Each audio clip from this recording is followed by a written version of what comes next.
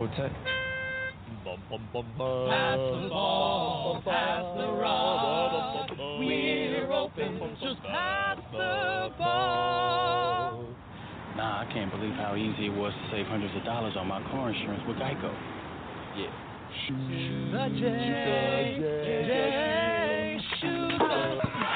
Believe it, Geico could save you 15% or more on car insurance. Morning face. You get it when you don't sleep well. This is what happened to Linda. Morning, guys. Good morning. Ah, what is that thing? It's me, Linda. Oh my God, it talks! Run! No, it's me, Linda from HR. It looks hungry! Save the children! Save them! Stay back! I've got mace! Ow, that went in my eyes. Quit moving! It's called beauty sleep for a reason. And there's never been a better time to get some. Get 20% off IKEA Sultan mattresses. IKEA, love your home.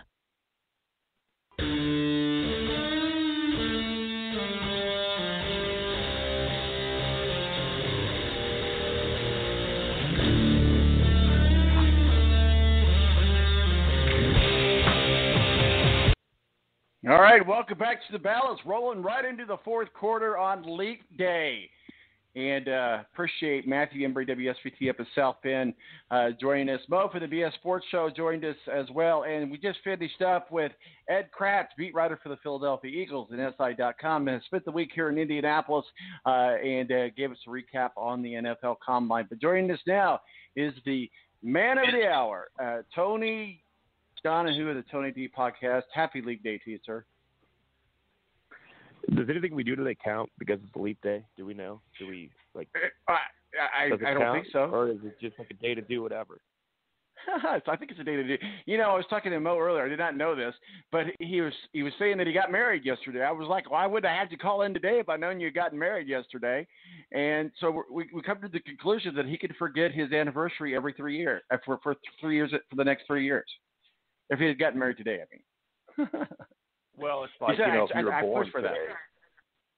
Yeah, if you were born today, do you celebrate March 1st, or do you celebrate the day before? Like, how does that work? Do you not age? Do you only age every 3 years? So many questions, so many deep questions. Well, let's get into some of the questions that really do matter. And I know you're going to talk some NASCAR, some March Madness. We'll get into March Madness here in a moment, but let's get into NASCAR. We'll roll out to Fontana, California, and this is Jimmy Johnson's farewell tour, his home track. Let's talk a little bit about the life, the legacy, the career of Jimmy Johnson.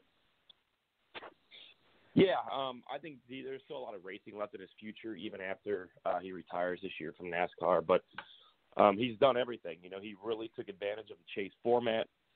He really took advantage of the opportunity that Rick Hendrick and Jeff Gordon gave him. Because you remember, I mean, this was Jeff Gordon's protege. You know, this was we're going to bring this guy in.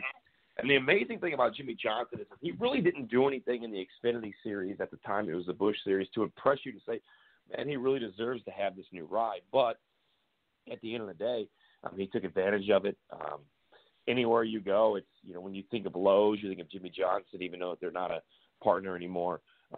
But, yeah, I mean, just an incredible year that he's going to have, a farewell tour. He deserves that. And I think there's a lot of drivers in place right now, Chase Elliott, Kyle Larson, some of the young guns that are going to be able to step up. Christopher Bell is going to be one of those. That will be able to win races and fill the shoes of what Jimmy Johnson and Tony Stewart and Carl Edwards, Jeff Gordon, Matt Kenseth, you know, some of those guys that were champions in the 2000s that have now retired are going to leave behind. I know you're the betting guy in the group here, so just kind of go through some odds that they've got for some drivers. You tell me you agree, disagree, or what maybe you want to go with. But they got Denny Hamlin at a 14-1 long shot in the latest NASCAR odds of winning the Fontana race this weekend. Yeah, the thing with Denny is you know, these cookie cutter, you know, two mile tracks, 2.5 mile tracks like we see at California, it can get so spread out. Logano's been dominant here. Kyle Busch has been really good here. Denny at a 14-1. I would probably go ahead and stay away from that. You know, he's got his big win with Daytona 500. I'm going to stay away from Denny Hamlin this weekend. If you want to go with a favorite, if you will, or a Las Vegas favorite, if you will, the 4-1 comes up on a short title of Kevin Harvick, the 49-time winner in the NASCAR Cup Series, won the 2011 Auto Club 400.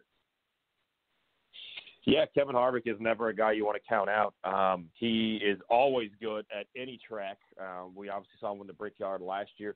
He hasn't been that impressed. Like you said, he hasn't won at Fontana since 2011. 4-1 is just not really an odd that I want to lay a lot of money on. So I'm going to stay away from Kevin Harvick this weekend as well. So they got Jimmy Johnson 22 to 1 odds with Fontana. Obviously, not his last race in a race car, but he's on his farewell tour. Is that a fair placement of him? Yeah, he hasn't been able to prove that he can win races over the last couple of years. He hasn't been, I think he had a runner-up finish once last year, but he hasn't consistently been a factor to win races over the last probably year and a half. 22 to 1. Look, I think he is going to get a win at some point this year. I just think it's going to happen. I don't know why I think that, but I think he just goes out with a win at some point. I don't think it's this weekend. But a good Jimmy Johnson prop would be if you could bet, will he finish in the top 5? Will he finish in the top 3? That would be something I'd be more willing to put my money on. So we'll round out this up. We'll get into some NCAA talk. We've got Chase Elliott at 8 to 1, Kyle Larson 10 to 1, and Joey Logano 11 to 2. Yeah, Logano, obviously the favorite, wins last week in Vegas, has been so good at Auto Club Speedway lately. Kyle Larson is very intriguing at 10 to 1. He's won an Xfinity race at California. He's won twice at Michigan, three times in Michigan, I do believe, career, which is a very similar sister track. He's really good at California and Michigan. Like I said, those are two sister tracks because he runs that high line. He'll be the first driver to go up top and run that high line. Watch out for Kyle Larson. I like him at 10 to 1. That's definitely worth a few bucks to put on if you're going to be watching tomorrow's race.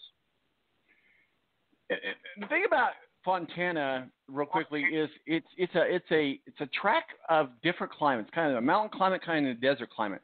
So today, for example, when they qualify, much hotter temperatures than when they run the race tomorrow, and they're going to see that happen throughout the race tomorrow.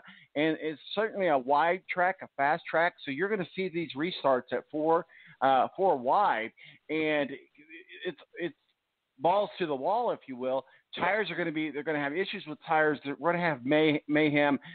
This track is a kind of a complex track to we're going to see a lot of cautions. I'll put it that way. Would you agree? It gets spread out, and what will help is the Xfinity race today to kind of put down some grip because, like you said, it's a very wide track. So you can see 2, 3, 4, and you'll even see 5 wide at times, especially on restarts. Darrell Waltrip said it best, cautions breed cautions. And when you bunch these guys up, they've got a chance to be able to pounce on a restart and try to make up some positions. That's when chaos kind of starts to happen, like you said. So I expect them to fan out 3, 4, 5 wide. Will be interesting to see if these drivers can make it through the corner, especially late in this race, especially late in the stages where stage points are now so important. Tony, let's get into some March Madness talk. It's that time of the year, and let's just kind of walk around. We don't know the seeding yet, so I've just kind of been doodling the past week or so, making some notes of what I think. Doesn't mean that that's what's happening because we don't know the seeding yet, so I'm just kind of going off of a thought, if you will. We'll start. I call it the Indianapolis bracket. I know there's a couple other towns got to go through: Omaha, Cleveland, Albany, whatever. We'll just call it the Indianapolis bracket. Just for purposes of identification as they get ready for the Final Four. I don't think there's any question that Kansas is going to be the number 1 seed. Who gets into that 16 seed? Maybe and I'll talk about this in a minute. I have a number 1 getting knocked out in the first round, but it's not Kansas. But I certainly think that Prairie View would be the team to go in there.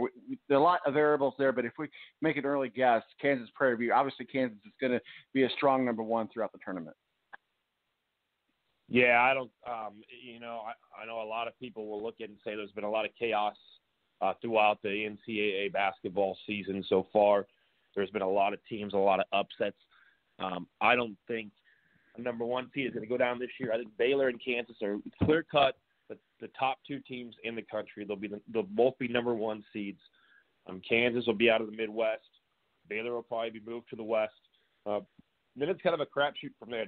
San Diego State's right there, obviously. Dayton is right there. Gonzaga is right there for a number 1 seed. The top 2 teams, I think, have separated themselves in Baylor and Kansas. But we'll see. I mean, there's some really good 2 and 3 seeds that can make it to the Final Four. We saw Auburn last year make a run to the Final Four. We saw Texas Tech. There's always that one team that's like a 4 seed or lower that makes it through to the Final Four. And we'll have to see when the brackets come out. I mean, it's so cool that we're, 2 weeks away tomorrow from the Selection Sunday, and it's going to be baby. It's going to be 2 weeks. It's going to be awesome. I can't wait. So I think you're right. It's going to be bear hugs all the way through. Going back over to the Indianapolis bracket, we're probably going to see teams like Louisville, Ohio State, Villanova all hang out in that bracket. There's a team that I'm keeping my eye on to move forward to make a big impact as far as a bracket buster, and that's Vermont. And what I think will play Louisville. Again, this is just an anticipation. But if that plays out, I think Vermont has a very good chance of beating Louisville. I mentioned this earlier with Matthew. Vermont's a team to keep your eye on this year. Yeah, I mean they're going to be they're going to be a 13 or 14 seed more than likely if they get to the tournament. The Catamounts are a good team. I don't think they match up with Louisville very well. Louisville's got a great defense. They're long, they're lengthy. I'm a big advocate of Louisville this year. I think they're a team that's going to advance to the Sweet 16.